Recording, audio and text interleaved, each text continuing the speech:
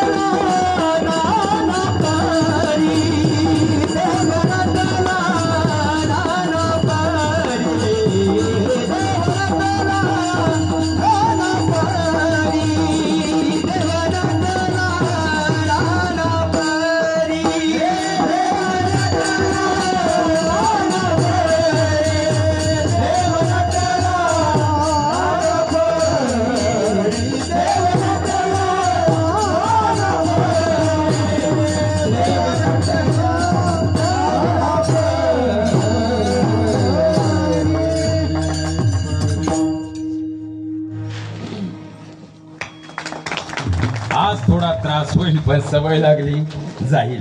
असाही तू सृष्टीच्या चराचरात सामावलेला आहेस. देव जळी स्थळी भरला. खऱ्या अर्थानं देव नटलाय तर प्रत्येक रंगात नटलाय. धुळवड आपण सगळ्यांनी साजरी केली, पण प्रत्येक रंगात भगवंत या सृष्टीच्या सजीव निर्जीव प्रत्येक कणात आहे.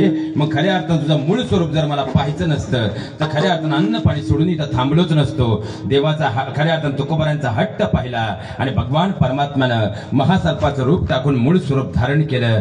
विचार करा, खऱ्या अर्थानं त्याच प्रपंचामध्ये तुकोबारांच्या अंतकरणामध्ये दुःख जाणवलं म्हणून जीवनाच्या परमार्थाकडे वाटचाल झाली. म्हणून तुकोबाराय म्हणतात की जो प्रपंच कोळच्यासारखा काळा आहे तो प्रपंचापेक्षाही खऱ्या अर्थानं तो एक दिवस नश्वर आहे, पण जो पुढे आपल्या सोबत असणारे तो एकमेव ईश्वर आहे. म्हणून तो देव आपलासा. कारण जाणकार मंडळी उद्या म्हणा नको अध्यात्म नव्हतं म्हणून दोन्ही बाजूने अभंगाचं प्रत्येक चरण सोडत पुढे चालतं. लक्षात घ्या महाराज, खऱ्या अर्थानं जगद्गुरु तुकोबाराय सांगतात तो भगवान परमात्मा आपलासा करा. पण तुम्ही मी एवढे सोपे आहे का महाराज? तेच सुख तुम्ही मी कशात शोधतोय? संसारात. तेच सुख तुम्ही मी प्रपंचात शोधतोय. आणि आपला प्रपंच कसा आताच महाराज म्हणले दुःख बांधवडी. म्हणून तर तुकोबारांनी याही पुढे जाऊन सांगितलं संसाराच्या नावे घालून या आम्ही प्रपंचाला मुठमाती दिली. मग तुकोबाराय दहिवेलच्या मातीमधून आज आमचा एक प्रश्न खऱ्या अर्थानं बीजेच्या निमित्तानं असा निर्माण होतो. तुम्ही जर म्हणताय हा प्रपंच दुःखमूळ आहे, तुम्ही जर म्हणताय हा प्रपंच दुःख देणारा आहे, तर ज्या ज्या वेळी आम्ही संत चरित्र अभ्यासतो त्यावेळी आम्हाला जाणीव होते की तुम्ही सुद्धा हा प्रपंच केलेला आहे. मग तुमचं हे बोलणं या ठिकाणी दुटप्पीपणाचं वाटत नाही का? तुमचं हे बोलणं या ठिकाणी उपरोधिक वाटत नाही का? लक्षात घ्या महाराज, तुकोबाराला उत्तर देताना शास्त्राचा आधार घेतात. कारण अध्यात्म आधाराने खऱ्या अर्थानं प्रपंचाचे हे दोन प्रकार सांगितलेले आहेत. कोणते? प्रपंचाच्या मुळी असे दोन अंग, एक सकाम दुजा निष्काम. प्रपंचाचे ही दोन प्रकार आहेत. एक म्हणजे सकाम प्रपंच आणि दुसरा म्हणजे निष्काम प्रपंच. सकाम प्रपंच या शब्दाची व्याप्ती आहे स्वतःच्या स्वार्थासाठी केलेलं कर्म किंवा केलेला प्रपंच. आणि निष्काम प्रपंच म्हणजे खऱ्या अर्थानं स्वतःच्या स्वार्थाविरुद्ध केलेलं कर्म किंवा केलेला प्रपंच. आपला प्रपंच, आपला पप्या, आपली गुड्डी आणि आपल्या बायकोच्या पुढे जात नाही. म्हणून 10 किलो तांदूळ आणि 15 किलो गहू रेशन कार्ड सोडून आपलं नाव कुठंच आढळत नाही. पण संतांनी केला, महापुरुषांनी केला तो जगाचा प्रपंच होता म्हणून त्यांचे नाव इतिहासात. प्रपंच केला दामाजी शेटनं म्हणून तर नामदेवरायांसारखा पुत्र घडवला मायबाप. प्रपंच केला खऱ्या अर्थानं माझ्या विठ्ठलपंत आणि रुक्मिणी मातेनं म्हणून तर ही वेदांचा द्याता असणारे ज्ञानोबाराय घडले मायबाप. प्रपंच केला माझी कनकाई मौली आणि बोल्लोबांनी म्हणून तर 5वा वेद निर्माण करणारे तुकोबाराय घडले मायबाप. आणि प्रपंच केला माँसाहेब जिजाऊ आणि शहाजीराजांनी म्हणून तर लोक कल्याणकारी स्वराज्य निर्माण करणारे शिवराय घडले मायबाप. या महामातांनी, या महापुरुषांनी आपला प्रपंच असा केला, आपली लेकरं अशी घडवली ज्या लेकरांनी समाज घडवला. महिला मंडळ आपली लेकरं,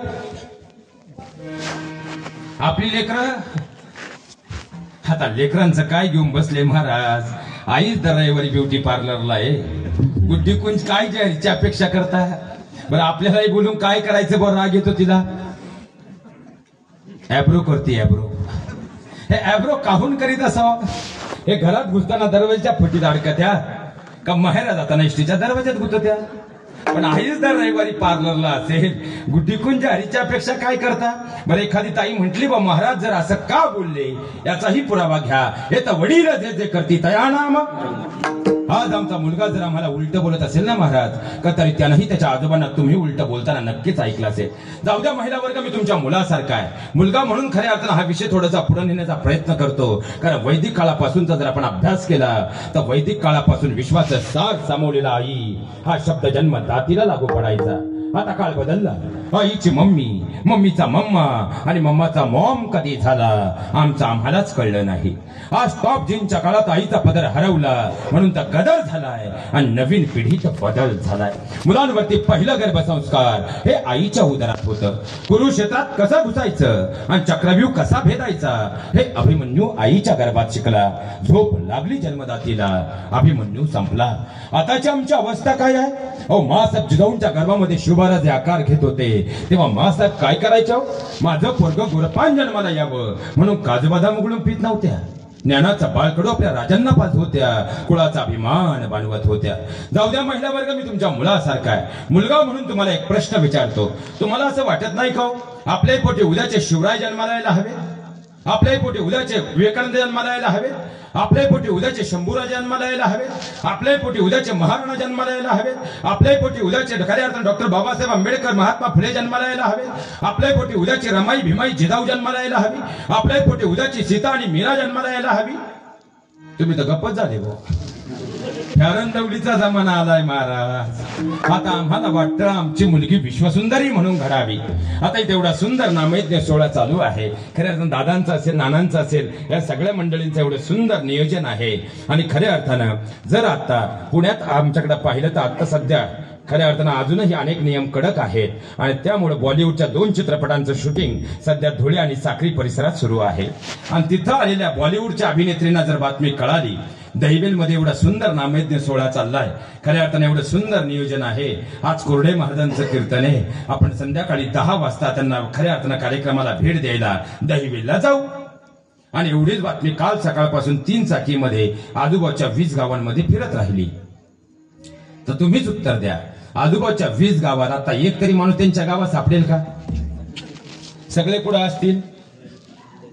जर त्या बॉलिवूडच्या अभिनेत्री इथे येणार आहेत, सगळे कुठं असतील? आता जर पाऊस असता तरी सगळे कुठं असते? मला आताच प्रश्न पडलाय, ते बसतील कुठं? पण इथे एकच विचार करा महिला वर्ग, मी तुमच्या मुलासारखा आहे. ज्यावेळी याच अभिनेत्री समोरून येत असेल ना, कोणीतरी शिट्ट्या वाजवत असेल, कोणी काहीतरी गलिच्छ कमेंट पास करत असेल आणि कुणातरी विक्षिप्त वासनांत नजर त्यांच्या शरीरावर फिरत असेल, मग आम्हाला वाटतं आमच्या मुलींकडे समाजानं त्या नजरेनं पाहावं. आपल्या मुलीला कधीही विश्वसुंदरी बनवण्याचा अट्टास करू नका. अरे बनवायचंच असेल तर आपल्या मुलीला संस्कार सुंदरी बनवा मायबाप, संस्कार सुंदरी बनवा. कारण खऱ्या अर्थानं हे जग जिच्या पाया पडतं तिला सीता म्हटलं जातं, तिला मीरा म्हटलं जातं, तिला मा साहेब जिजाऊ म्हटलं जातं. तिला अभिनेत्रीच्या नावानं कुणीच ओळखत नाही हो. एखादी ताई तरी म्हणेल महाराज तुम्ही असं म्हणताय याचा अर्थ रूपाच्या सौंदर्यतेला काहीच किंमत नाही का? असंही मला म्हणायचं नाही. सोपं करून सांगतो, आता या लॉकडाऊन मध्ये पप्यानं 3 वेळा पोलीस स्टेशन केलं पण गोरीपान बायको घरी आणली. पप्यानं बायको घरी पान केली, पण जर त्याचा स्वभाव चांगला नसेल तर ती ज्या घरात जाईल त्या घराचा स्वर्ग होईल का नरक? नरक. आणि भले एखादी रंगानं सावळी मुलगी असू द्या, पण जर स्वभावानं अत्यंत चांगली असेल तर ती ज्या घरात जाईल त्या घराचा स्वर्ग होईल का नरक? स्वर्ग. कारण गुणांची सौंदर्यता ही काळानुसार वाढणारी आहे आणि रूपाची सौंदर्यता ही काळानुसार कमी होणारी आहे. मग माझ्या बहिणींनो, आम्ही कोणत्या सौंदर्यतेला महत्व देतो याचा विचार मात्र नक्की करायला हवा. म्हणूनच आजपासून मी दिसते कशी यापेक्षा मी वागते कशी, आल्या गेल्या पाहुण्यांचा आदर तिथे करते कशी आणि आपल्या सासू सासऱ्यांसोबत राहते कशी, याला तुम्ही आता प्राधान्य देणं काळाची गरज आहे. अहो, आम्ही किती मोठ्या घरात राहतो, किती स्क्वेअर फूटच्या बंगल्यात राहतो. माझ्या बहिणींना या गोष्टीला किंचितही किंमत देऊ नका. पण आम्ही आमच्या कुटुंबात किती जणांच्या हृदयात आहोत याला सगळ्यात मोठी किंमत आहे. आणि एवढे एक वाक्य जरी तुम्ही आजच्या कीर्तनातून घेऊन गेलात, तुमचं मला माहित नाही भगवंताच्या दरबारातली आजची सेवा यशस्वी असेल मायबाप, यशस्वी असेल. अहो, आता 8 दिवस झाले नाहीत. कीर्तन संपल्यामध्ये जालन्यामध्ये एका ताईने मला विचारलं होतं, महाराज काय सांगता हो सासूत्रांची सेवा करा. माझी सासू एवढी फटकळ आहे, मला प्रत्येक शब्दात टाकून बोलते. आणि माझे सासरे तर एवढे हुशार आहेत, मी घरात असले का म्हणतात काय चालले बाळा, बरी ना बाळा, तब्येत कशी बाळा, तिचं ऐकू नको बाळा. पण मी एकदा कामाला बाहेर पडले की माझ्याच आहेरात आलेल्या सोफा सेटवर ते सासूबाई शेजारी बसले की माझ्याच नावानं टाहो फोडतात. म्हणून मी या दोघांनाही उचललं आणि वृद्धाश्रमात नेऊन ठेवलं. सांगा महाराज मी काय चूक केली? म्हटलं ताई तुझं अगदी बरोबर बाळा, तुझ्या घराबरोबर तुझं मनही तुला बदलावं लागणार आहे. कारण तू ज्या घरात जाणार आहे त्या घराचा स्वर्ग करायचा की पुढच्या 7 पिढ्यांचा नरक करायचा ही जबाबदारी तुझ्या खऱ्या अर्थात हातात असणार आहे. कारण आपली मुलगी शिकली पाहिजे, शिकून डॉक्टर वकील इंजिनियर झाली पाहिजे. पण एक दिवस तिला सासरी जायचं आहे, म्हणून ती संस्कारानं सुद्धा परिपूर्ण झाली पाहिजे. याकडे आई म्हणून आज आम्ही लक्ष देतोय का? हा सगळ्यात मोठा प्रश्न आहे. कारण एक मुलगी खऱ्या अर्थानं जर संस्कारानं घडलेली असेल, ज्या घरात जाईल त्या घराच्या 7 पिढ्या घडवत असते. आणि जर संस्कार तुमच्याकडून चुकले तर ते 7 पिढ्यांचा नरक करत असते. हे वास्तव जीवनात कधी विसरू नका. अहो, खऱ्या अर्थानं जर पाहिला गेला असं होऊ नये. पण माझ्या बहिणींना आज तुम्ही घरी जाताना जर तुमच्या भाऊजाईचा तुम्हाला फोन आला आणि तुमच्या भाऊजाईने जर तुम्हाला सांगितलं आजपासून मी तुमच्या आईला म्हणजे माझ्या सासूला सांभाळणार नाही, तुम्ही तिची सोय करा. तुम्ही झोपू दिला ना आज रात्रभर? हो, तिने मला लहानाचं मोठं केलंय. हो, तिने मला कष्टानं वाढवलंय. निघाली दैवेल मधून गाडी, आली उद्या दुपारपर्यंत सासूबाई दैवेलला. पण इथं एकच विचार करा माझ्या बहिणींनो, जिनं रात्रीचा दिवस करून तुमचा नवरा घडवला आणि ज्यानं दुसऱ्याची शेती अर्धली न करून तुमचा सासर घडवलंय, ते सासरे आमचे आई वडील होऊ शकत नाहीत का? म्हणून हात जोडून विनंती करतो, आपल्याला 7 पिढ्या जरा खऱ्या अर्थानं आपल्याला पुढच्या आपल्या कुटुंबात घालवायचे असतील आणि खऱ्या अर्थानं तुमचं नाव जर अभेद्य तुमचं कुटुंब ठेवणार असेल, तर आम्ही खऱ्या अर्थानं आमच्या कुटुंबात आमच्या सासूत्रांना आई वडिलांचा दर्जा देतोय का, हा प्रश्न मात्र मनाला विचारून पहा. आता सुनबाईला बोललो का सासूबाईला जरा बरं वाटतं, पण सासू नावाचा प्राणी एवढा सोपा नाही. तुम्ही म्हणताय, मी नाही. सासू दैवेलची तिच्या पप्प्याचं लग्न झालं, तिने निम्म्या गावात भांडणं लावली. काय तुमच्या सुना, काय तुमच्या सुना, माई सून नक्षत्र आहे नक्षत्र. आधी 2 वर्षापूर्वी आलेल्या सगळ्या सुना सांगत थांब 6 महिने, ती तुझीच नक्षत्र बदलीन तेव्हाच तू जागे वैशी. आता दैवेलची सासू होती, ती म्हणली सुनबाई उद्या बीजेचा कार्यक्रम आहे, उद्या पोळ्यांचा स्वयंपाक करायचा आहे, तू बाहेर नको पडू. आधीच तिकडे युक्रेन रशियाचं युद्ध चाललंय, एखादा बॉम्ब यायचा, तू बाहेर नको पडू, मी जरा शेतात जाऊन येते, तू तेवढी आपली खऱ्या अर्थानं डाळ वाटून घे. आता आपल्याच गावची सासू होती, गेली शेतात, आली 20 मिनिटांनी. तिने फक्त घरात डोकून पाहिलं, हो सुनबाई दिसना, डाळीचं तपेलही दिसना, ती घरात नाही घुसली, आपल्याच गावची होती. ती परत नेहमी चौकात फिरून आली. काय तुमच्या सुना, काय तुमच्या सुना, माई सून नक्षत्र आहे नक्षत्र. 20 मिनिटात डाळ वाटली, आली घरी. गुणाची ग माई सून, गुणाची गुणाची. पप्प्यानं तरास काढला पण वाया नाही गेला. पण सुनबाई ती डाळ ठेवली कुठं? ती म्हणली हाय का सासूबाई, मला वाटलं तुम्ही हुशार असाल. तुम्ही म्हणले डाळ वाटून ये. आता या अख्ख्या चौकात डाळ वाटून आले, आता कुठं घरात डाळ राहते वय, तेव्हा तुम्ही जागेवर आले. पण तुम्ही सोपे नाहीत ना. माझं बोलणं इथं बसलेले एखाद्या सासूबाईला जर वाईट वाटलं असेल तर खऱ्या अर्थानं मुलगा म्हणून तुम्हाला एक प्रश्न विचारतो. तुमची अपेक्षा आहे ना, तुमच्या येणाऱ्या सुनेनं तुम्हाला आई म्हटलं, तुम्हाला जेवणाचं टेन्शन आहे का? तुम्ही टेन्शन मध्ये काही, तुम्ही बोलले तर सूत्र, नाही तर विठोबा रुक्माई ज्ञानेश्वर माऊलीवर नारळ खाली पाकिट मी चाल. मला सांगा, खऱ्या अर्थानं तुमची अपेक्षा आहे ना, तुमच्या येणाऱ्या सुनेनं तुम्हाला आई म्हटलं पाहिजे, आई मानलं पाहिजे. मागच्यांच्या डोक्यात वेगळी खटकी झाली, आत्या म्हणलं पाहिजे, आत्या आत्या आत्या. आता आत्या आता जी काळजात बसली म्हणजे आई झाली. मग तुमच्या सुनेनं जर तुम्हाला आई मानलं पाहिजे, आई म्हटलं पाहिजे, ही तुमची भावना आहे, तर तुम्ही ज्या धर्ममंडपात बसलात इथं श्वास गेला तरी खोटं बोलता येत नाही. मग जर तुमची अपेक्षा आहे तुमच्या सुनेनं तुम्हाला आईचाच दर्जा दिला पाहिजे, तर काळजावर हात ठेवून बसलेल्या प्रत्येक सासूबाईनं स्वतःला फक्त एकच प्रश्न भगवंताची शपथ घेऊन विचारा, आम्ही सुद्धा आमच्या घरात खरंच आमच्या सुनेला आमच्या जन्मदात्या मुलीचाच दर्जा दिलाय का?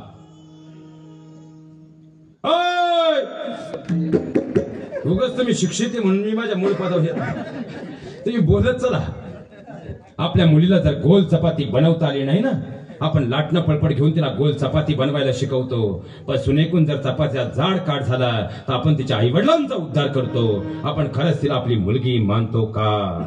आपल्या मुलीकडून एखादी चूक झाली तर गावाला तमाशा नको म्हणून घराचा दरवाजा बंद करून असेल तो विषय आपण घराच्या आत मिटवतो. पण सुनेकून जर एखादी चूक झाली, आपण शेजारच्या घरी जाऊन तिच्या नामाचा गजर गातो. आपण खरंच तिला आपली मुलगी मानतो का? स्वर्ग नरक कुठं वरती नाही, तो त्याची जीवनात कधी अपेक्षाही धरू नका. स्वर्ग आणि नरक म्हणजे तुमच्या घराची 2 दारं आहेत. ज्या घरामध्ये सासू सुनेच नाता भक्कम आहे ते घर म्हणजे स्वर्ग आहे. जिथं सासू सुनेच पटत नाही ते घर म्हणजे नरक आहे. महाराज, मी स्वतः सायकोलॉजीचा प्राध्यापक आहे. कमीत कमी रोजच्या आम्ही 15 ते 20 केस हँडल करतोय. अवघ्या 4-4 वर्षांची लेकरं आहे, पण दरवाजात 1-1 तास उभी राहतात. का? माझ्या आईकडे गेलो तर माझ्या आजीला राग येतोय, आणि मी जर माझ्या आजीकडे गेलो तर माझ्या मम्माला राग येतोय. कारण 3 महिन्यापूर्वी काहीतरी भांडण झालं म्हणून आई आणि आजी बोलत नाही. महाराष्ट्रातल्या 4 वर्षाच्या लेकराची जर ही अवस्था असेल, तुम्हीच उत्तर द्या. इथं उभं राहून मी कोणतं मोक्ष आणि अध्यात्म सांगायचं? सगळ्यात मोठा प्रश्न आहे. माझ्या बहिणी, तुमच्या घरातला हा करता माणूस दिवसभर आपल्या नोकरीमध्ये शेतामध्ये राबतोय. या 2 वर्षात कोरोना आला. अरे काढलेलं कर्ज फेडायचं कसं, खऱ्या अर्थानं आपली परिस्थिती सुधारायची कशी, प्रत्येक विवंचना त्याच्या मनात आहे. बिचारा राबतो, पण तुम्हाला कोणतीच गोष्ट कमी पडू देत नाही. आणि बिचारा शेतातून नोकरीवरून जर राबून घरी आला ना, तर बिचारा दमलेला अवस्थेत जर आईच्या जवळ जाऊन बसला तर बायको आपल्या मैत्रिणीला फोन करून सांगते, आमचे हे तसे चांगले पण जरा आईचे गुलाम आहेत. आणि तो बिचारा राबून जर संध्याकाळी घरी आला आणि तो जर खऱ्या अर्थानं बायकोच्या जवळ जाऊन बसला तर आई शेजाऱ्या पदरांना जाऊन सांगते, दुसऱ्याच्या बांधावर 200 रुपयानं काम करून मी याला वाढवलं, पण काल बायकोने त्या बायकोच्या पदराखाली गेला. शेवटी तुमच्या दोघींच्या भांडणाला कंटाळून तो म्हणतो, आईचाही पदर नको आणि बायकोचाही पदर नको, दोस्ती आपली जिंदगी हे चला कट्ट्यावर. आता संध्याकाळी 10च्या पुढच्या कट्ट्यावरचे मॉडेल काही सोपे राहतात का महाराज? निमे 90 हानेल. घे चमचाभर सभी दुखो की एक ही दवा, घे चमचाभर. घेतली चमचाभर, तो आला डुलत घरी. चुकत्या मुलाची घरातलं वातावरण जर सात्विक असेल, तुमच्या पुढच्या 7 पिढ्या घडतील. पण घरातलं वातावरण जर सात्विक नसेल तर पुढच्या 7 पिढ्यांची माती होईल. आणखी सोपं करून सांगतो महाराज, आपल्याकडे प्रमुख पीक कोणतं? कांदा. आता मला सांगा, जर कांद्याचं मूळ सडलेलं असेल, तुम्ही कितीही महागडी खतं घाला, कितीही महागडी औषधं घाला, तो कांदा फुलेल का, बहरेल का, वाढेल का, फुगेल का? कितीही प्रयत्न करा, फुगेल का? मग जर आमच्या प्रपंचाच्या मुळाशी संस्कार नावाचं मुळ जर कुटुंबात सडलेलं असेल, कितीही प्रयत्न करा, तो प्रपंच बहरेल का, फुलेल का, वाढेल का? तो सुधी दुःखदायकच असेल. हे सांगतात तुकोबाराय अभंगाच्या द्वितीय.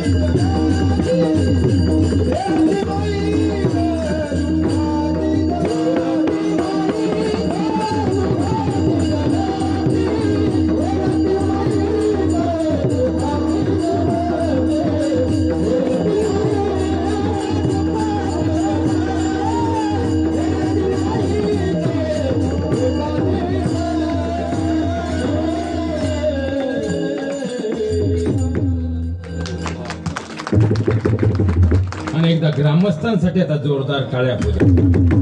कारण संबंध धुळ्यामध्ये पहिलं गाव आहे महाराज की हे 3 गोष्टीत. कारण खऱ्या अर्थानं मला बोलायला वेळ मिळावा म्हणून यांनी प्रमाण फार कमी घेतली, पण 4च प्रमाणांमध्ये सवय लागली. खऱ्या अर्थानं याला विद्वत्ता म्हणतात. एकदा जोरदार टाळ्या सगळ्यांसाठी होऊन जाऊ द्या. लक्षात घ्या महाराज, खऱ्या अर्थानं जर आमचा प्रपंच दुःख देणारा असेल, दुःखमूळ असेल, म्हणून तुकोबाराय म्हणतात प्रपंच दुःखमूळ आहे, प्रपंच दुःख देणारा आहे. पण याच प्रपंचाला जर आम्ही आमच्या जीवनात पारमार्थाची जोड दिली, जशी तुकोबारायांनी दिली, या नासक्या देहाचंही सोनं झाल्याशिवाय राहणार नाही. पण त्यासाठी काय करावं लागेल? अविनाश करी आपुलिया ऐसे लावी मना पिसे. खऱ्या अर्थाने या नासक्या देहाचे सोनं होईल. कारण आपण खऱ्या अर्थानं वैकुंठात आपलं वैकुंठ गमन होणार, आपल्या हजारो पिढ्या गेले तरी होणार. पण संतांच्या नखाच्या धुळीचा एक अंश सुद्धा आपण होऊ शकत नाही. मग या मृत्यू लोकामध्ये खऱ्या अर्थानं नासक्या देहाचं सोनं करण्यासाठी कर्मयोग मात्र आपल्या जवळ आहे. मग नासक्या देहाचं सोनं करायचं असेल तर काय करावं लागेल? लावी मना पिसे. या मनाला भगवंताच्या नामाचा छंद जोडावा. कशाला? कशाला? मनाला. आणि मन एवढं सोपं, कारण जगाचे गुरु असणारे जगद्गुरु तुकोबाराय सुद्धा एका ठिकाणी म्हणतात, तुका म्हणे मना मज भीक द्यावी दिना. म्हणजे दीन होऊन जर तुकोबाराय मनाकडे विनवणी करत असतील तर हे मन सोपं सोपं. आता तुम्ही सगळे इथं बसले, पण मनानं सगळे इथे का? कुणाच्या डोक्यात काय खटकी असेल सांगू शकत? आता काहींच्या डोक्यात वेगळी खटकी असेल. महाराज, ज्या व्यासपीठावर तुम्ही उभे आहात, या व्यासपीठावरती तुम्ही खऱ्या अर्थानं वेद आणि शास्त्र सांगितलं पाहिजे, पण जवळजवळ तास झाला तुम्ही प्रपंचावर बोलताय. उद्या आयोजकांना त्याचं टेन्शन राहू नये आणि नानांना कोणी विचारू नये, म्हणून याचं उत्तर आजच इथं देतो. महाराज, मला सांगा, अगदी खरंय महाराज, मी ज्या व्यासपीठावर उभा आहे, या व्यासपीठावरून 4 वेद आणि 6 शास्त्रच सांगितली पाहिजे. पण लक्षात घ्या, कशासाठी? तर खऱ्या अर्थाने इतकं होणारं नामसंकीर्तन. कारण कलियुगी उद्धारे हरीच्या, ते भगवंताचं नाम तुमच्या माझ्या जीवनाला तारणार आहे. आणि ते जर प्रसन्न मनानं घेतलं ते भगवंतापर्यंत बोलत चला, भगवंतापर्यंत पोहोचतं. कारण खऱ्या अर्थानं मन करारे प्रसन्न सर्व सिद्धीचे कारण. मग आता इथून जर तुम्ही सगळे घरी गेले तर मला वाटतं तुम्ही परत टेन्शन मध्ये याल. मग आता काय घरी जाऊ नका. आता खऱ्या अर्थानं नाना एवढे खरंच समाजसेवेचं कार्य करतात. मग आपण काय करू? नानांचीच भेट घेऊ, 2 बस धुळ्यावरून बोलून घेऊ, नाही तर आपण शाळेच्या बस बोलून घेऊ. आता तुम्ही कोणीच घरी जाऊ. माझं पुण्यात बरं चाललंय, तुम्ही सगळे माझ्या सोबत चला. परत मागे यायचं.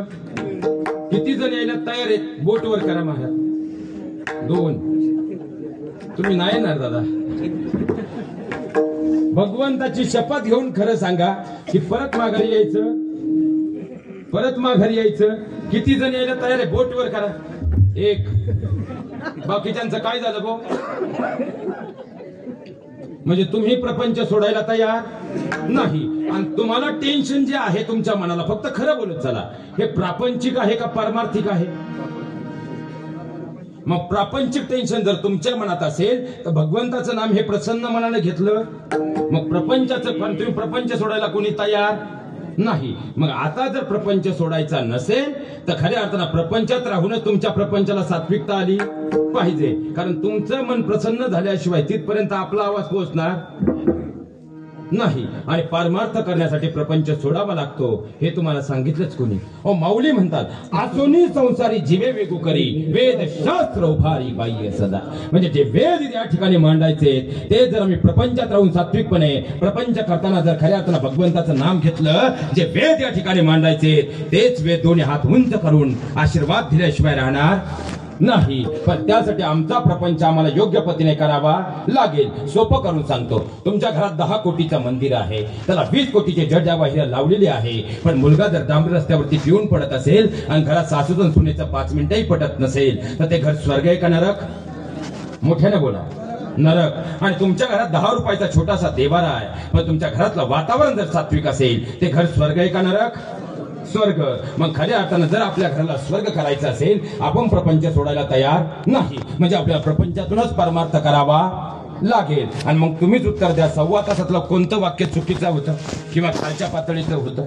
ही तुमच्या माझ्या घरातली अवस्था आहे. आणि ती जोपर्यंत बदलणार नाही तोपर्यंत परमार्थाकडे आमची वाटचाल होणार नाही. म्हणून खऱ्या अर्थानं हा प्रपंच आहे विठ्ठल.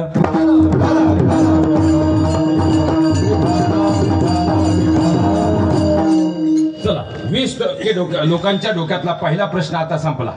म्हणजे उद्या त्याचं टेन्शन राहिलं नाही. पण आता तुम्ही तर सगळे बाकीचे राहिलेले मनाने, पण सगळे मनानेच आहेत का?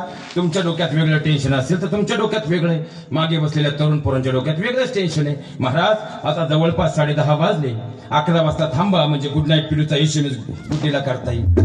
कारण सध्या तरुणाई कोरोनाला घाबरत, सध्या तरुणाई 4 रोगात ग्रासले. महाराज तो म्हणतो कोरोना क्या बडी चीज है, इश्क ही मेरी जिंदगी है. प्रेम करू नये अशा वाईट विचारांचा माणूस मी नाही, पण त्याला काहीतरी स्वाभिमान पाहिजे. नाही तर बापाच्याच पैशावर 10 रुपयाची बँटॅकची अंगठी घ्यायची, ती मिनीला द्यायची आणि 3 दिवसांनी कलर गेल्यावर बाजारात चव घालून घ्यायची. हे धंदे आता माझ्या तरुण मित्रांनो बंद करा.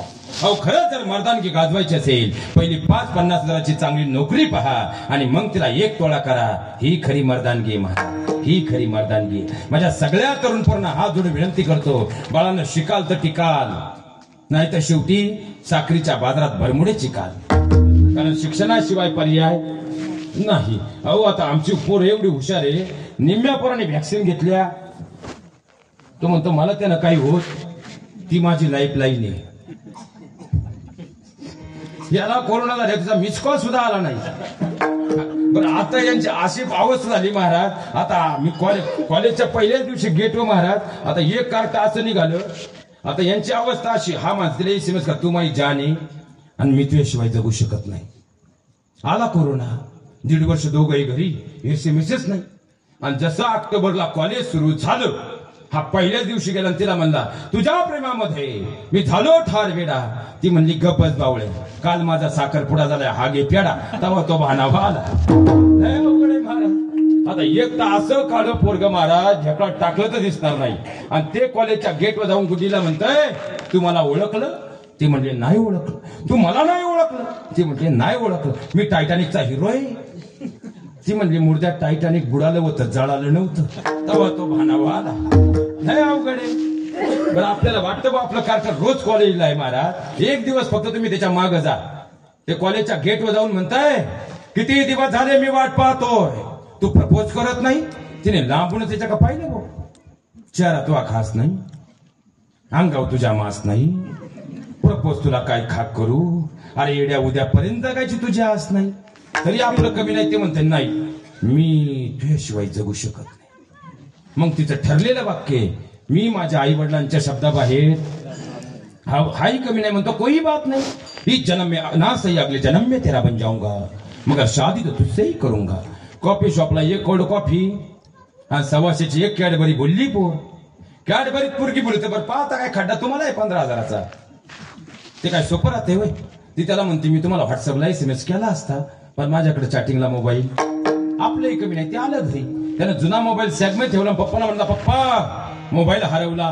बाप म्हणला मी घेणार. तो म्हणला उद्यापासून मी कॉलेजला जाणार. आता आपल्याकडे स्कीम चालली हम दो हमारा, ही एक. बाप म्हणला हा शिकला नाही तर आपली पुढची पिढी चालणार. दुसऱ्या दिवशी बजाज फायनान्सचा फॉर्म भरला हो त्यांनी, पण पप्प्याला नवीन मोबाईल आणला. आता नवीन मोबाईल घेतल्यावर पप्पा एवढा हुशार, तो जुना मोबाईल तिला देतो आणि नवीन याच्याकडे होतो.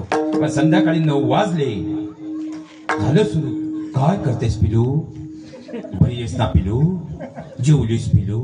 महाराज आता हे मांजराचं पिलू, कुत्र्याचं पिलू हे ठीक होतं, पण इन्स्टाईन शेरचॅट आल्यापासून हे 2 पायाचं नवीनच पिलू आले. आता हे बरं एवढी भयान अवस्था आहे महाराज. ही परिस्थिती निर्माण होण्यामाग महिला मंडळ मुलगा म्हणून माफी मागून बोलतो, तुम्ही सुद्धा तेवढे जबाबदार आहात.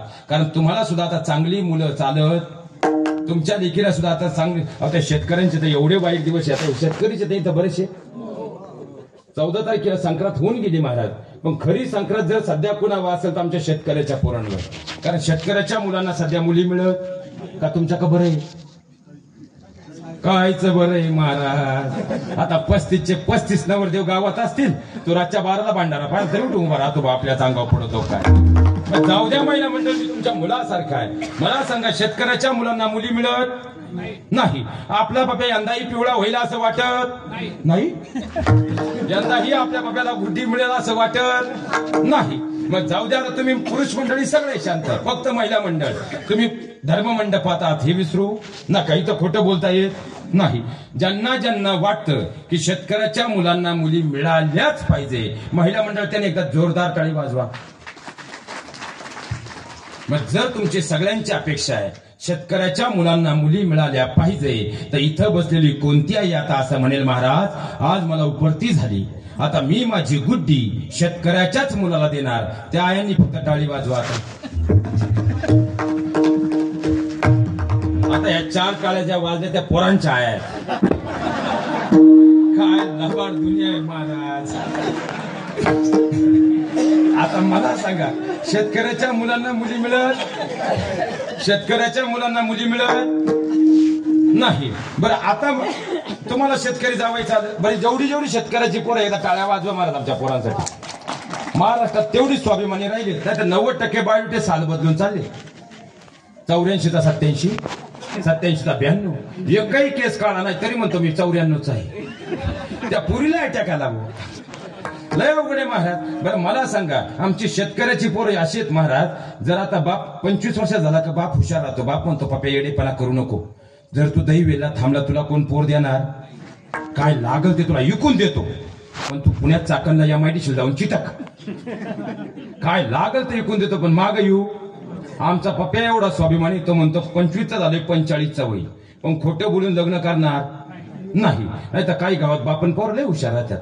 पप्प्याच्या लग्नाचं वय झालं का बाप म्हणतो येडेपणा करू नको, इथं दही होईल मग तुला कोण पोर देणार, तुझ्या आयुष्याचं दही होईल, येडेपणा करू नको, तो आपला चाकण MIDC जाऊन चिटाक, काय लागल ते इकून ये पण माग येऊ, मी इकडे बरोबर सेटिंगला येतो. दुसऱ्या दिवशी अख्या गावाला पेढे व दही वेलला महापपू चिटाकला. ते शेजारचा पोरगा विचार करू लागला मला 92% मार्क, याच्या बाप्याला 42% मार्क, MIDCला कंथा देव्याला पाहून आला. 8च दिवस गेले परत गावाला पेढे, आपला पप्पू आता चिटाकला. 8 महिने गेले अख्या गावाला परत पेढे, महापपू परमनंट झाला. शेजारचं म्हणलं आता अटॅक यायची वेळ आली. आता गावात 4-2 इडी राहतात, ते म्हणले त्यांचा पप्पू परमनंट आपली पोर देऊन टाकू. 10 काय 20 लाख लग्नाला खर्च केला बा, काय गावाला 2 दिवस जेवण होतं. 8च महिने गेले, आम्ही चाललो होतो नंदुरबारला. समोरून आला एक छोटा हत्ती, माग डोकून पाहिलं, एक पलंग, एक गॅसची टाकी, एक भांड्यांची पिशवी, एक फ्रीज. पुढे डोकून पाहिलं छोटा हत्तीचा ड्रायव्हरच्या बाजूला पप्पू, पप्पूच्या बाजूला पप्पूची गुड्डी. काय झालं बा, कंपनी अंबरनाथला गेली. कमीत कमी आमची शेतकऱ्याची पोरं असं तर करत नाही. आणि जर तुम्हाला आता शेतकरी जावई महिला मंडळ चालत नाही, तुमच्या देखील आता शेती करायची नाही. आता माझ्या ऑफिसच्या बाजूलाच पुण्यात IT पार्क आहे आणि गादीवर उभा आहे महाराज, खोटं बोलणार नाही. 500चा स्टॅम्प प्रत्येक मुलासाठी मध्यस्थी म्हणून वापरा. माझे आता ह्या वर्षी कमीत कमी 90 मित्र लग्नाचे आहेत, ज्यांचा पगार परमनंटली IT मध्ये 90 ते 95 हजारापर्यंत आहे. जवळजवळ 90 मुलं आहेत. फक्त त्यांची एकच अडचण आहे, पगार परमनंट आहे, मी गॅरंटेड, फक्त एकच अडचण आहे, त्यांना एकही गुंठा जमीन नाही. उद्या येऊ का बस घेऊन? तुम्हाला शेतकरी जावई चालत नाही, तुमच्या लेकीला शेतकरी नवरा चालत नाही, मग मुलाला 90,000 परमनंट पगार आहे, फक्त एकही गुंठा जमीन नाही. किती आहे आपली पोर देतील? बोलत चला बुवा, किती आहे आपली पोर देतील?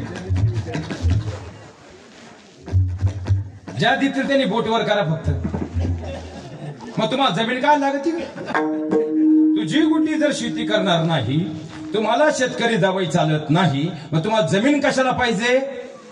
कारण तुम्हालाही माहिती आहे उद्या जर त्याची नोकरी गेली तर कमीत कमी ही काळी आई त्याला उपाशी मारणार नाही. मग माझ्या बहिणींनो एकच विचार करा, जर ती काळी आई त्याला उपाशी मारणार नाही तर काळ्या आईची सेवा करणारं माझं शेतकऱ्याचं पोरग तुमच्या पोरीला उपाशी ठेवेल का?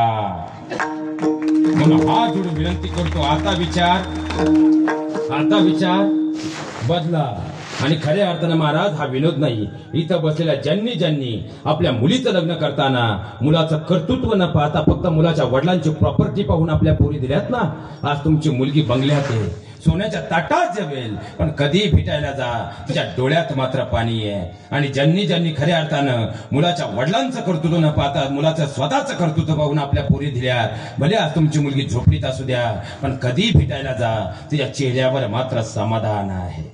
कारण लक्षात घ्या, फक्त पार्टी पाहून नाही तर आजपासून कार्टी पाहून आपल्या मुली द्या, तरच खऱ्या अर्थानं. कारण लग्न म्हणजे भातुकलीचा खेळ नाही माझ्या बहिणींनो. अहो विचार करा, खऱ्या अर्थानं जर मुलीचं तुम्ही लग्न करताना खऱ्या अर्थानं संपत्ती पाहून मुलगी दिली आणि जर तुमच्या मुलीला आपला नवरा वेचणी हे कळालं ना, लग्नाला 20 काय 50 लाख खर्च करा, पण तुमच्या लेकीला असं कधीच वाटत नाही माझ्या मात्या पित्यांनी मला डोलीत बसून पाठवलं, तिला वाटतं संबंध आयुष्यासाठी, माझ्या मात्या पित्यानं मला तिरडीवर झोपवलं. कारण लग्न हा भातुकलीचा खेळ नाही हो, आयुष्याचा मेळ आहे. म्हणून आपल्या लेकीचं लग्न करताना इथून पुढे मुलाचं कर्तृत्व पाहिल्याशिवाय आपली मुलगी देऊ नका. आणि माझ्या सगळ्या बहिणींना हात जोडून विनंती करतो, इथून पुढे मुलगा पाहिला आला त्याला कांदा पोहे द्या आणि रस्ता दाखवून द्या. इथून पुढे पार्टी नाही, मुलात 12 गोष्टी असल्याशिवाय लग्नाला हा म्हणायचं.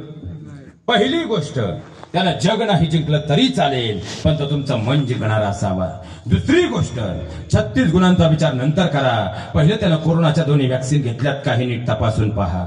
तिसरी गोष्ट, त्याच्या खऱ्या अर्थाने त्याचा रंग काळा असेल तरी चालेल, मनानं मात्र तो गोरा हवा. चौथी गोष्ट, त्याच्या डोक्यावर एकही केस नसला तरी चालेल, पण चुकीच्या कारणासाठी पोलीस डिपार्टमेंटची त्याच्या नावावर एकही केस नसावी. पाचवी गोष्ट, त्याचे केस लाल असले तरी चालतील, पण हुंड्यासाठी जाळून परून तो लाल करून मारणारा नसावा. सहावी गोष्ट, खऱ्या अर्थानं तो रोज तुम्हाला चटणी भाकर खायला घालणारा असावा, पण गावाला खोटा मोठेपणा दाखवण्यासाठी संस्थांची कर्ज काढून पंचपक्वान्न घालणारा मात्र नसावा. सातवी गोष्ट, ज्यावेळी खऱ्या अर्थानं गावामध्ये दिंडी निघेल ना, सगळ्यात पुढे तो लेझिम खेळायला असावा, पण रात्रीच्या 11 नंतर घरी मात्र हालत डुलत लेझिम खेळत येणारा मात्र नसावा. नववी गोष्ट, तो शिवरायांसारखा अशोक कामटेंसारखा लढवय्या असावा, पण पानसट रोगानं दगावणारा नसावा. 10वी गोष्ट, भले तो अण्णाभाऊ साठेंसारखा गावोगावी फिरून पोवाडा गाणारा असावा, पण काहीच काम न करता घरात 24 तास बसून आचाट आणि बिचाट शिव्यात देणारा मात्र नसावा. 11वी गोष्ट, तो माझ्या शंभूराजांसारखा वाघाला फाडणारा असावा, पण गावातल्या चौकात बसून दारूच्या बाटल्या मात्र फोडणारा नसावा. आणि 12वी महत्वाची गोष्ट, तो फक्त पुंडलिकाप्रमाणे आपल्या माय बापांची सेवा करणारा असावा. एवढ्या 12 गोष्टी खऱ्या अर्थानं. म्हणून सगळ्या तरुण मित्रांना हात जोडून विनंती करतो, माझे कीर्तन पटलं नाही हरकत नाही, पण तुमच्या पायावर तुमचा बारका भाऊ म्हणून तुमच्या लोटांगण घालून विनंती करतो. कारण सध्या आता गळ्यात मोठमोठ्या जाड चैनीची फॅशन आली, पण तुमच्या गळ्यात जर सोन्याची चैन असेल तर चोराची नजर तुमच्यावर राहील, पण जर गळ्यात तुमच्या पवित्र तुळशीची माळ असेल तर साक्षात देवाची नजर तुमच्यावर राहील. म्हणून तरी आता तुळशी माळ हात जोडून माझ्या तरुण मित्रांना विनंती आहे, तुम्ही गावातल्या चौकात आलात, तुमच्या खिशात 10 कोटी रुपये आहेत, पण तुमच्या तोंडाचा जर दारूचा वास आला तर बापाची मान शर्मेने खाली जाते. पण तुमच्या खिशात 1 रुपया सुद्धा नसू द्या, पण तुम्ही गावातल्या चौकात आलात आणि 4 लोक तुमच्या जवळ येऊन तुम्हाला नमस्कार रामकृष्ण हरी म्हटली तर बापाची मान सन्मानाने खऱ्या अर्थानं आकाशी फडकते. त्या बापाचा सन्मान कधी खाली जाणार नाही. एवढं तुमच्या जीवनात वागा, तो तुमच्या जीवनाचा परमार्थ आहे. आणि माझ्या बहिणीने तुम्हाला हात जोडून एक विनंती करतो, खऱ्या अर्थानं तुमच्या जीवनातला एक वेळ तुम्ही मंदिरात नाही गेलात तरी चालेल, पण लक्षात ठेवा, ज्या तुमच्या मायपित्याने तुमच्यासाठी अहोरात्र कष्ट घेतलेत त्या मायपित्याची मान खाली जाणार नाही. एवढं जरी तुम्ही तुमच्या जीवनात जपलं तर खऱ्या अर्थानं भगवान परमात्म्याचा आशीर्वाद तुम्हाला लाभल्याशिवाय राहणार नाही. कारण हा सर्वसामान्य शेतकरी बापाची अवस्था अशी आहे, ज्या दिवशी तुमचा जन्म झाला ना, खऱ्या अर्थानं आईचं सिजर झालं, अरे ते 40,000 भरायला सुद्धा त्या बापाकडे पैसे नव्हते. त्यांनी 4 जणांच्या पायावर डोकं टेकवलं, तेव्हा गावातल्या लोकांच्या तोंडात त्यांना पेडानी बर्फी घातली. पण तुम्ही जर एखादं चुकीचं पाऊल उचललं तर तीच पेडानी बर्फी खाल्ले लोक मात्र त्या बापाच्या तोंडात शेण घालतात. मग त्या बापाला प्रश्न पडतो, मी लेकीला का जन्म दिला? आपल्या माय बापाची मान कधी खाली जाणार नाही. असं तुमचं जीवन घडवा, यापेक्षा तुमच्या जीवनातला परमार्थ मोठा दुसरा कोणताच नाही. एकदा प्रेमानं भजन करूया.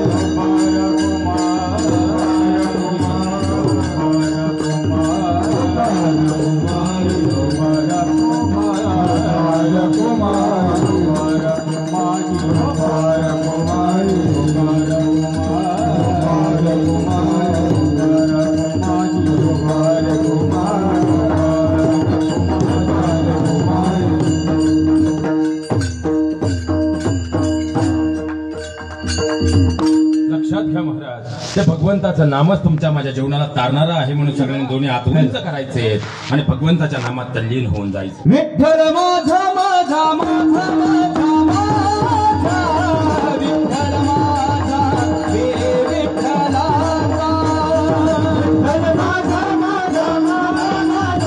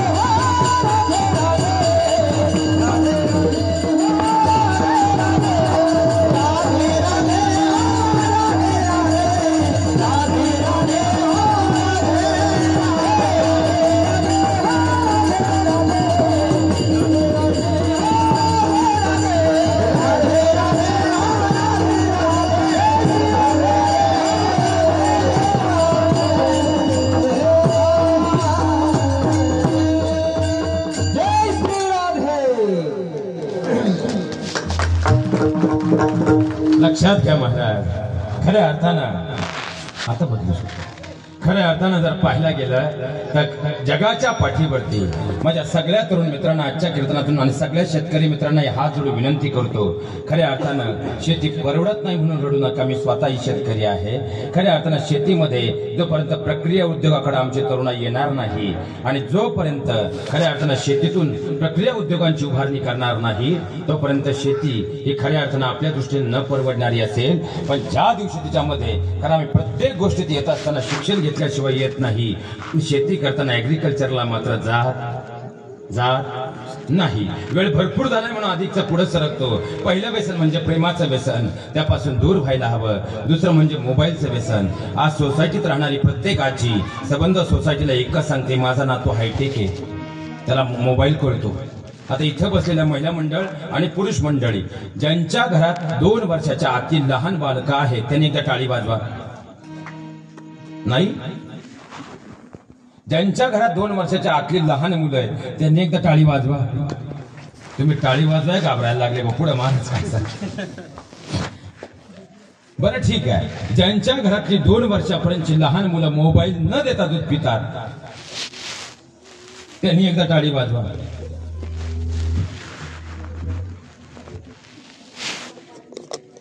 दोन महिन्याचं पोरग सुद्धा मोबाईल पाहिल्याशिवाय दूध पित आणि वर आजी सगळ्या सोसायटीला सांगते, मा नातू हायटेक आहे, त्याला मोबाईल कळतो. तुझ्या नातवाला जर एवढा मोबाईल कळतो मग तो बाळाती का खराब करतो? प्रश्न आहे ना महाराज. त्या 2 महिन्याच्या लेकराला मोबाईल काय कळतोय महाराज?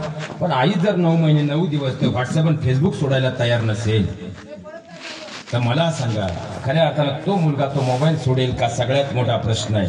आणि ही सर्वसामान्य लोकांची दुखणं नाही महाराज, हे शिक्षित आपल्यासारख्या लोकांची दुखणी आहेत. आता आपण लहान लहान लेकरांना घरी गेल्यावर सांगतो मोबाईल वापरणं वाईट.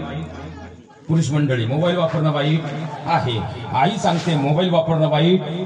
3 वर्षाच्या मुलांना आम्हाला प्रश्न विचारला होता, महाराज जर हा मोबाईल एवढा वाईट आहे तर संध्याकाळी 11:30 पर्यंत माझी मम्मा तो का सोडत नाही? आणि हा मोबाईल जर एवढा वाईट आहे तर माझे पप्पा रात्रीच्या 1:30 पर्यंत ऑनलाईन कसे? मम्मी पप्पा जर मोबाईल सोडायला तयार नाही तर मुलं त्यातून काय घडतील? सगळ्यात मोठा प्रश्न आहे. तिसरं म्हणजे खऱ्या अर्थानं जर पाहिला गेलं, कारण महाराज हे बोलण्याची वेळ यासाठी आली आहे. यासाठी आता आपल्याकडे किती सप्ते होतात? 3 ते 4 सप्ते. आता सप्ताह करायचं म्हणल्यावर मी पैशात बोलत, मी उदाहरण देतोय. सप्ताह करायचं म्हणल्यावर पहिली मिटिंग बसते, कीर्तनकार कोण कोण आणायचे. संध्याकाळी परत मिटिंग आहे. महाराजांना फोन केला, महाराज 15 म्हणले. मग त्यात 2 जाणकार राहतात. ते म्हणजे तुम्ही येडे, तुम्ही कायला फोन करायचा? आपल्या गावातल्या महाराजांना फोन करायला सांगायचं. रामकृष्ण हरी म्हणल्या महाराज उतरल म्हणणं ठरवता. समजा महाराज गावात आले, कीर्तन तुम्हाला त्या महाराजांचं पटलं काय नाही पटलं काय, कमीत कमी 5 दिवस त्याच्यावर चर्चा आहे. म्हणजे कीर्तनकाराचा पोस्टमॉर्टम केल्याशिवाय आपण त्याला सोडत नाही. एखाद्या कीर्तनकाराला 15,000 मानधन दिल्यानंतर 5 दिवस त्याच्यावरती विचार करायला तुमच्याकडे वेळ आहे. जाऊ दे आम्ही तर परके आहेत, पण ही लेकरं मात्र तुमचे पोटचे गोळे आहेत. आणि इथं बसलेल्या प्रत्येक आईनं प्रत्येक बापानं आपल्या मुलांना 15-15 हजाराचे अँड्रॉइड मोबाईल दिले. किती आई बाप असे दर रविवारी गुड्डीचान पप्याचा मोबाईल चेक करतात, बोटवर करा सत्कार वापर. महाराज सायकोलॉजी असं सांगते की 70 वर्षापूर्वी आमच्याकडे 16 वर्षी मुलांमध्ये हार्मोन चेंज होत होते. सोशल मीडियाचा वापर वाढला, ते वय 14 वर्षापर्यंत आलं. आणि सध्या मीडिया या सर्च इंजिन नुसार जर पाहिलं तर आता आमच्या मुलांच्या खऱ्या अर्थानं हार्मोन्स बदलाचं जे वय झालंय ते वयाच्या 11व्या वर्ष झालंय. आणि वयाच्या 11व्या वर्षी या 2 वर्षात कोरोनामुळं, ऑनलाईन शिक्षणामुळं 11 वर्षांच्या मुलांच्या हातात आम्ही मोबाईल दिलेत. पण ती मुलं मोबाईलवरती काय पाहतात हे पाहायला मात्र आज आमच्याकडे वेळ नाही. यापेक्षा शोकांतिका वेगळी काय असावी? बरं, आमच्यासारख्यांनी हे विषय इथं मांडले की तुम्ही म्हणता आम्ही खऱ्या अर्थानं विरोधाभास बोलतो. पण महाराज आजपर्यंत खऱ्या गादीवर उभं राहून सांगतो, महाराष्ट्रातल्या कोणत्याच गावात आजपर्यंत परत तारीख मिळावी म्हणून गेलो नाही. आणि शेवटच्या श्वासापर्यंत परत तारीख मिळावी म्हणून कधी जाणार नाही. पण आज समाजात बदल व्हावा ही प्रांजळ अपेक्षा आहे. कारण चायनामध्ये मायोपिया नावाच्या आजारामुळे आज 62% मुलांना मायोपिया आजार झाला आहे. म्हणून चायना सरकारनं नवीन नियम केला, एका घरात 3 तरी मुलं असायला हवीत. आणि आपल्याकडे जर ते प्रमाण पाहिलं 2% आहे.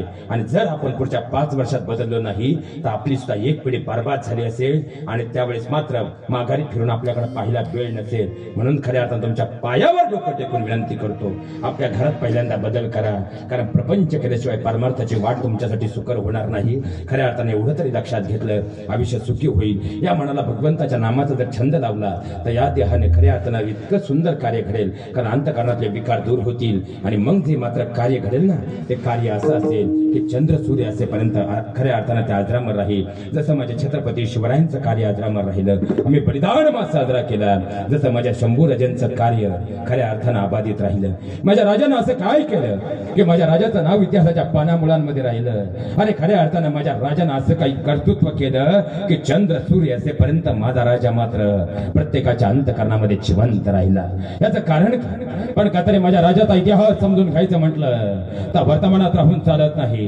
त्यासाठी दैबेलच्या मादीनं निघावं लागतं. रात्रीच्या 11च्या सुमाराला या भयान काळोख्या अंधकारामध्ये शोधावं लागतं एखादा तारा. त्या ताऱ्याच्या पलीकडे जाऊन पाहिल्यानंतर चिरंत सत्य समोर येतं. त्या सत्याच्या पलीकडे जाऊन चिरंत सत्याचा शोध घेण्यासाठी वर्तमान काळाची पावलं भूतकाळाकडे निघू लागतात. आणि त्याच वेळी पाहता पाहता इतिहासाच्या पानांच्या आतमध्ये पाहता पाहता या काळोख्या अंधकारामध्ये पाऊल पडायला सुरुवात होतं. एक एक पाऊल वेगाने पुढे जात असताना वर्तमान काळ भूतकाळात आणि भूतकाळ वर्तमान काळात येऊ लागला. पाहता पाहता पानं पुढे आली. इतिहासाच्या पानांमध्ये मिनमिनाऱ्या दिव्यामध्ये संतांचं दर्शन झालं. ज्ञानोबा तुकोबा एकनाथ महाराजांचं दर्शन झालं. काळाची पानं वेगाने पुढे येऊ लागली. भूतकाळ वर्तमान काळात येत असताना पावलं मात्र पुढे पुढे परगत गेली. नजरेची तिरी पाहता पाहता वेगाने पुढे गेली. आणि मिनमिनाऱ्या दिव्यामध्ये इतिहासाची पानं चमकू लागली. त्याच पानांमध्ये कालखंड वेगाने पुढे जाऊ लागला. पाहता पाहता अब्दाली दिसला. पाहता पाहता इतिहासाची पानं पुढे गेली. आणि टाळ गजराच्या मृदुंगाच्या धोरणामध्ये पाहता पाहता हरिनामाचा गजर होऊ लागला. आणि नंतर पाहता पाहता अचानक ढाल तलवारींचा आवाज येऊ लागला. त्या तलवारीच्या पलीकडे पाहिलं. पाहता पाहता कालखंड समोर आला. ढाल तलवारीच्या अंतःकरणामध्ये सावळलेला कालखंड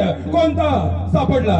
इसवी सन 1600 आदिलशाहीचं स्तोम वाचलं होतं. निजामानं डोकावर काढलं होतं आणि राजा पृथ्वीराज चव्हाणांच्या मृत्यूनंतर न खलजी वेगानं महाराष्ट्राच्या दिशेनं सरकत होता.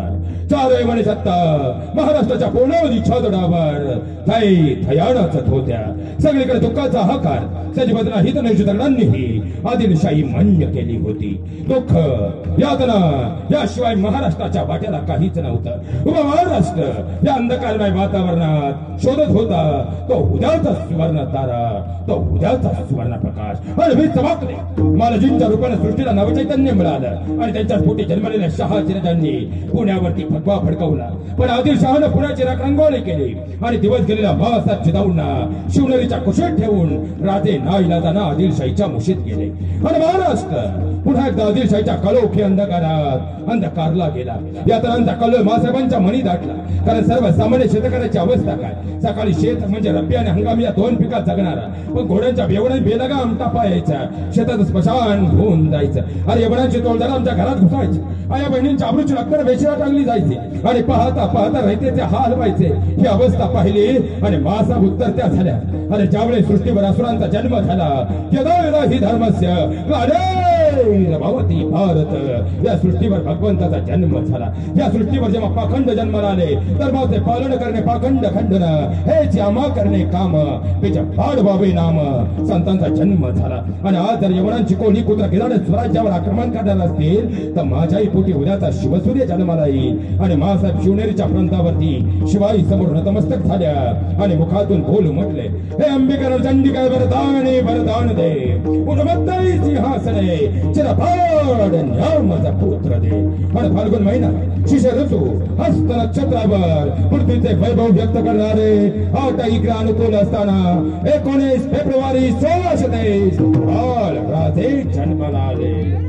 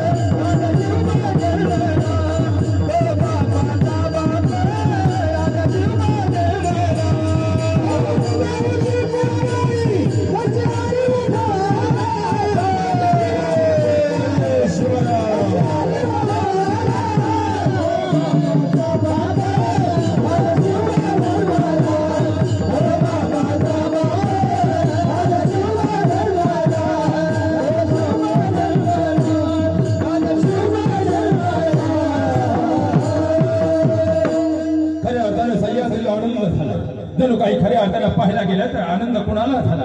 आनंद सह्याद्रीला झाला, आनंद जिजाऊला झाला, आनंद शहाजींना झाला, आनंद महाराष्ट्राच्या नाही ते हिंदुस्थानच्या मातीला झाला. मासाहेब जिजाऊंच्या मांडीवरती त्यानुबरांची ओवी आणि तुकोबारांचा भंग. खऱ्या अर्थानं माझ्या शुभांचं जीवन बदलू लागला. पाहता पाहता राजांचं वय झालं 6 वर्ष. याच काळात पुन्हा परगाणा शहाजी राजांच्या हातात आलं आणि राजे मात्र पुण्याकडे आले. लाल किल्ला उभारला गेला. वयाच्या 13व्या वर्षी रोडेश्वरावर शपथ झाली आणि 14व्या वर्षी तोरणाने स्वराज्याचं तोरण बांधलं. राजांचं वय झालं 16 वर्ष. आदिलशाहीच्या पायाखालची वाळूच राखली आणि पाहता पाहता झोपेत असणाऱ्या शहाजींना बाजी घोरपड्याच्या साथीने अफजल खानाला कैद केलं आणि दुसऱ्या बाजूला 40,000ची फौज घेऊन फतेखा बेलसरच्या दिशेने निघाला. पाहता पाहता बेलसर पर्यंत पोहोचला आणि पंत उतरले. राजा बेलसरला आलायचे आणि त्याच वेळेला खऱ्या अर्थानं पाहिला गेलं औरंगजेबाचा खलिता आला. बोल क्या चाहिए तुझे? कपाळावरचं सौभाग्य हवं असेल तर आमाशराने आणि कणांनी सौदाविने आणि माझा पदर नक्की पसरला जाईल. पण तुझ्या समोर नाही रे, हा पदर पसरेल तर फक्त तुळजाई समोर. आणि पाहता पाहता राजांकडे मासाहेबांची नजर गेली आणि राजांच्या हातात उचललेली तलवार 60 वर्षाच्या बाजीच्या अंतकरणामध्ये जुनून देऊन गेली आणि बाजी कोसळला. पण पुरंदरच्या माचीवरून फतेखान माघारी पडत होता. पाहता पाहता आता मात्र आदिलशाहीच्या पायाखालची वाळू सरकली आणि बडी बेगमच्या सांगण्यावरून ताट समोर आलं. पिण्याचा ताट समोर आला. बडी बेगम कौन जाएगा, कौन जाएगा? आणि त्याच वेळी पाहता पाहता आपल्याला विकास देहाचा अफजल खान उतरला. हम जाएगा बड़े विकास साहेब, हम जाएगा. आणि पाहता पाहता अफजल खान निघाला आणि तुळजाईचे तुकडे झाले. अरे झंडे का सपना लिया, अरे अफजल इस मोदी में छत्रपति ने घुसा दिया था उसके छाती में. अफजल कोसळला, तसा अफजल कोसळला. आदिलशाहीला पाहता पाहता मग सिद्धीला बोलावलं धरलं. राजे त्यावेळेस नेमकं कुठे पढाल्यावरती राजे पढाल्यावर सिद्धी निघाला. तोफा बाजू बंदीला आणि पाहता पाहता बिचारी अजगरांना बेळका घालावा असा पढाल्याला वेढा पडला. राजे दरबंद झाले. नेताजीचा पळ दोघडा पडला. सिद्धी वाहवा धावला. पण शेवटी पर्याय संपले. आणि त्याच वेळी बाजीच्या मनात विचारांची खऱ्या अर्थाने कल्पना निर्माण झाली आणि शिवाप्रती शिवाजी म्हणून निघाला. बाजी मागच्या बाजूवरून घोडखिंडीकडे निघाला. घोडखिंड पावन झाली, पावन खिंड निर्माण झाली आणि शिवा मात्र मृत्यूच्या दारात स्वर्गाच्या दिशेने रोमान झाला. खऱ्या अर्थानं पण त्याच वेळी पाहता पाहता शाहिस्ते खान दुसऱ्या बाजूनं खऱ्या अर्थानं चाकणचा भुईकोट किल्ला घेऊन पुण्यामध्ये तळ ठोकून बसला. हाताची बोटं छाटली. पाहता पाहता मुराद समोर आला आणि त्याच वेळी मिर्झा जयसिंग 1.5 लाखाची फौज घेऊन स्वराज्यावर आक्रमण करता झाला. आता पुरंदरची माती काबीज करायची. पुरंदर मुराद सोबत 300 बाहुळे. पण तरी मुराद खऱ्या अर्थानं पुढे लढत राहिला. पत्रकार कोसळला आणि पाहता पाहता मुरादही कोसळला. त्याचा मुराद कोसळला. खऱ्या अर्थानं 1660 पाहता पाहता पुरंदरचा तह झाला आणि त्याचा पुरंदरचा तह झाला. खऱ्या अर्थानं कोंढाणा राजांच्या हातातून गेला. पण कोंढाण्यावरती भगवा फडकवण्यासाठी माझा तान्हाजी पुढे आला. तान्हाजी स्वर्गाच्या दिशेने निघून गेला. पण सूर्य शेजारी मामाच्या बळानं कोंढाणा हाताशी राहिला. एक खऱ्या अर्थानं पावला स्वराज्याच्या कामी पडत गेला. म्हणून तर खऱ्या अर्थानं 750 वर्षाची गुलामगिरी माझा राजा अवघ्या 51 वर्षाच्या काळामध्ये खऱ्या अर्थानं सृष्टीला नवचैतन्य देऊन गेला. नव्हे तर महाराष्ट्राच्या प्रत्येक गुडकोटावर आणि प्रत्येक खऱ्या अर्थानं हृदयावरती आपलं नाव मात्र करून गेला. आपलं नाव मात्र करून गेला. तो माझा वीर शिवबा खऱ्या अर्थानं आपल्या जीवनाचं कल्याण शिवबा वीर शिवाजी, शिवबा वीर शिवाजी, सारा शत्रूचा मान उडवून यारे भगवा भगविला, भगवा भगविला. महाराष्ट्र गरविला, वीर शिवाजी रे, महाराष्ट्र गरविला.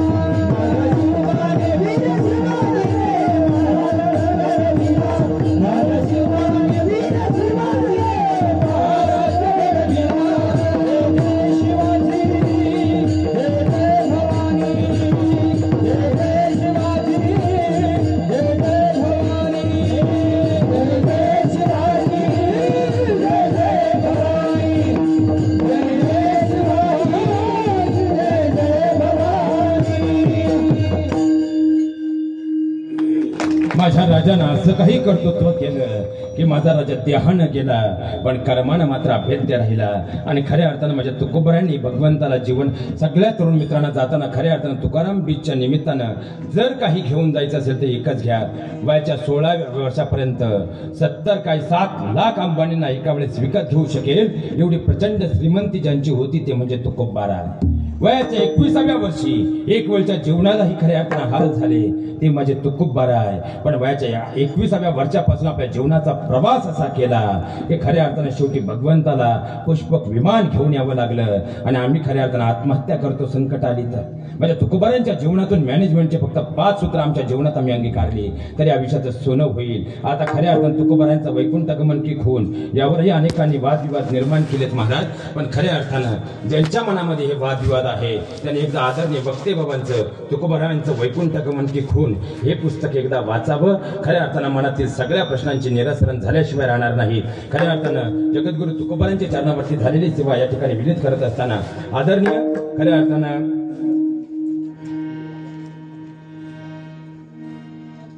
वैकुंठवासी प्रातस्मरणीय गुरुवर्य कृष्णाजी माऊली जायखेडकर यांच्या आशीर्वादानं सुरू असणारा हा नामयज्ञ सोहळा आणि खऱ्या अर्थानं जर पाहायला गेलं तर दहिवेल ग्रामस्थ भजनी मंडळ आदरणीय श्री संजय दादा कालेश्वर पाटील माऊली प्रतिष्ठान दहिवेल एकदा जोरदार काढून टाळ्या त्या सगळ्यांसाठी झाल्या पाहिजेत। त्याचप्रमाणे आदरणीय आमचे नाना आणि त्याचप्रमाणे आदरणीय खऱ्या अर्थानं संजय दादा आपले सर्वांचे या ठिकाणी मनपूर्वक ऋण व्यक्त करतो। आदरणीय खऱ्या अर्थानं दादांचेही मनपूर्वक ऋण व्यक्त करतो। आयुष्यात मिळाला एक सगळ्यात चांगला मित्र आणि खऱ्या अर्थानं समस्त ग्रामस्थांनी खऱ्या अर्थानं जवळपास मला वाटतं 15 मिनिटं अधिकचे झालेले आहेत, पण तरीही जागचे हलण्याचा प्रयत्न केला नाही म्हणून आपल्या सर्वांचे या ठिकाणी मनपूर्वक आभार व्यक्त करतो। बोलण्याच्या ओघात जर माझ्याकडून काही चुकीचे शब्द गेले असतील, मी तुमचा मुलगा आहे, मुलगा म्हणून मला माफ करा। जे योग्य वाटलं ते मात्र काळजात करून घ्या एवढी अपेक्षा या ठिकाणी व्यक्त करतो। त्याचप्रमाणे आदरणीय खऱ्या अर्थानं संप्रदायाचे महाराष्ट्राचं भूषण 1008 महंत प्रणवगिरी महाराज मठाधिपती नागाई माता संस्थान एकदा बाबांसाठी ही जोरदार टाळ्या झाल्या पाहिजे। त्याचप्रमाणे आदरणीय ही संप्रदायातली सगळी वैभव खऱ्या अर्थानं ज्यांच्याकडे पाहून आमच्यासारखी लेकर घडतात ही खऱ्या अर्थानं अध्यात्मातली व्यासपीठ आदरणीय बाबा आपल्या सगळ्यांच्या चरणावरती या ठिकाणी दंडवत अर्पित करतो। आदरणीय सर्व गुणीजन गायक वादक टाळकरी विनेकर चोपदार आपल्या सर्वांचे ऋण व्यक्त करतो। मोठ्या माणसांचा मोठेपणा पहा महाराज, प्रत्येक शब्दाला त्यांच्याकडे प्रमाण होतं, पण खऱ्या अर्थानं मला बोलायला अधिकचा वेळ मिळावा म्हणून जिभेवर आलेल्या साखरेसारखं प्रमाणाचं ज्याने खडे साखरेत रूपांतर केलं आदरणीय आपल्या सर्वांचे ऋण व्यक्त करतो। एकदा महाराजांसाठी ही जोरदार कारण खऱ्या अर्थानं आदरणीय आमचे रवींद्र महाराज आपल्याही चरणावरती या ठिकाणी ऋण व्यक्त करतो। दादा आपलेही मनपूर्वक ऋण व्यक्त करतो आणि खऱ्या अर्थानं माझ्या वाणीला ज्यांचं कुणाचं नाम उल्लेख राहिला असेल त्यांच्या चरणावरती खऱ्या अर्थानं महादेव म्हणून खऱ्या अर्थानं त्यांना समजून या ठिकाणी दंडवत अर्पित करतो आणि माझ्या वाणीला पूर्णविराम देतो। ज्ञानेश्वर